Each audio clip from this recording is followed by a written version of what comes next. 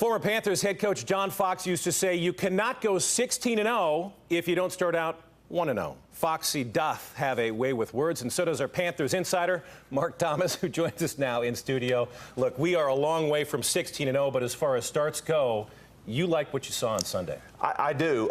Bill Parcells, the Hall of Fame coach, used to always say a win in the NFL each week is like a newborn baby.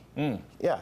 Everybody loves a newborn baby. They're beautiful, and nobody will ever tell you have an ugly baby. Right. So that's the way it is. You've got to win and get the first one out of the bank, especially when you're at home. And boy, this team ran the ball so well, 147 yards rushing, and with the exception of a fumble with the sure-handed Christian McCaffrey inside the red zone, I mean, it could have been winning going away 23-24 points.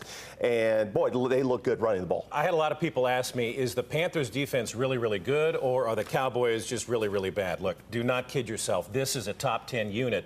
What stood out for you as far as how the defense played? Well, for me, when you start seeing how good these linebackers really are, the fact that they can stay in base personnel, 4-3 defense, 3 linebackers the entire time, even when the Dallas Cowboys were in 3-4 wide receivers, what that means is they can shut down the run a lot more effectively with Luke Kuechly, Shaq Thompson, and then Mayo in the game. I look at Thompson and Kuechly. They combined for 22 tackles, 11 solo tackles, the sack. These guys are so good and play at such a high level and so quick to the football. But that, to me, that front seven looked really good. The front seven did their job and then some. How about the secondary? I mean, there wasn't a lot they gave up over the top to the Cowboys either. Right, but a lot of that had to do with the fact that that front seven was hitting the quarterback. You want to allow young corners to look good, you have to hit the quarterback. 6 sacks, 10 quarterback hits on Dak Prescott, and that to me spells success for this defense. Cam Newton, we saw how valuable and how tough that guy is to defend when he can run with the football. And I'm wondering, were you surprised that Norv Turner gave him the green light?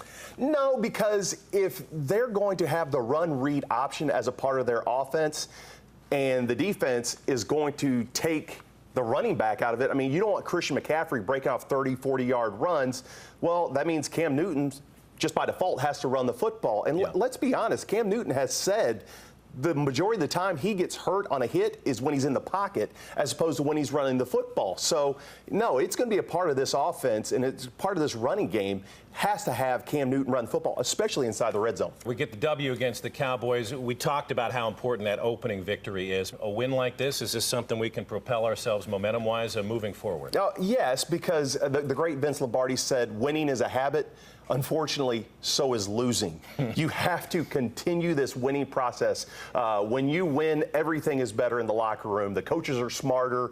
Your girlfriend's prettier. The Gatorade tastes better. Well, winning breeds winning, and you've got to get that first one going because it says everything we're doing is right.